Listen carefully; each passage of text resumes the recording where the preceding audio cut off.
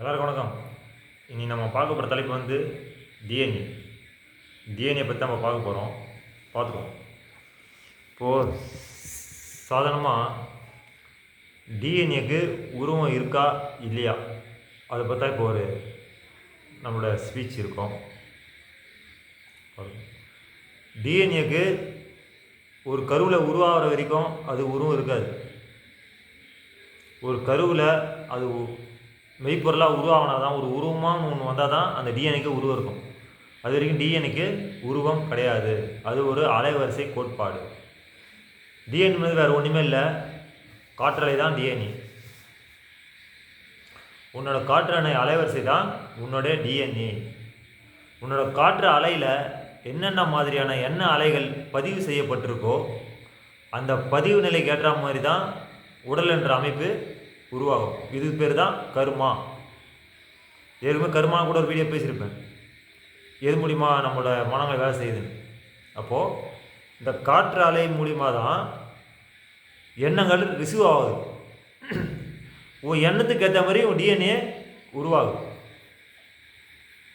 அப்போ டிஎன்ஏக்கு உருவம் இருக்கா இல்லையானா, கருவில் உருவாகிற வரைக்கும் அது உருவம் கிடையாது. கருவில் உருவான பிறகு தான் அதுக்கு உருவமே உங்களுக்கு வெளியவே தெரியும். அது வரைக்கும் அது டிஎன்ஏ என்பது ஒரு இன்விசிபிள் நீர்த்தன்மை உள்ள படிமம், அப்படி கூட எடுத்துக்கலாம். இப்போ தண்ணிக்கு உருவம் கிடையாது. எந்த இடத்துல இருக்குதோ அதுக்கேற்ற உருவத்தை அது எடுத்துக்குது. நான் சொல்கிறது புரியுதுங்களா? தண்ணிக்கு உருவம் கிடையாது, ஆனால் எந்த இடத்துல இருக்குதோ அந்த உருவத்தை அது பிரதிபலிக்குது. அதே மாதிரி தான் டிஎன்ஏவும். டிஎன்ஏக்கு உருவம் கிடையாது.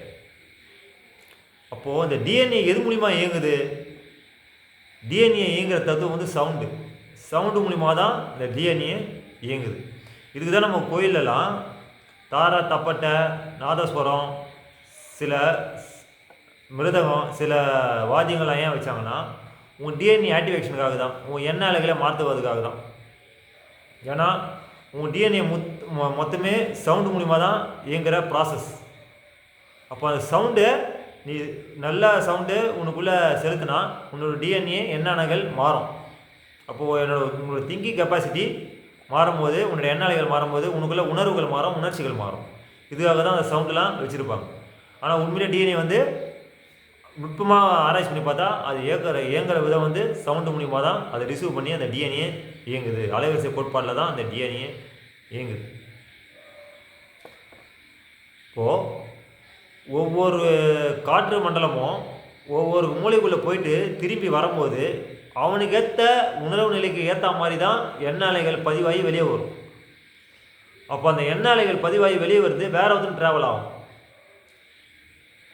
அப்போது டிஎன்ஏ எண்ண அலைகள் வந்து படர்ந்து உலகம் ஃபுல்லாக பரவி தான் இருக்குது.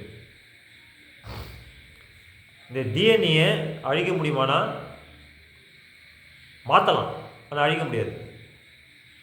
ஒரு டிஎன்ஏக்குள்ளே உங்கள் டிஎன்ஏ அந்த ப்ரோக்ராமை மாற்றலாமே தவிர டிஎன்ஏ சுத்தமாக உன்னால் அழிக்க முடியாது.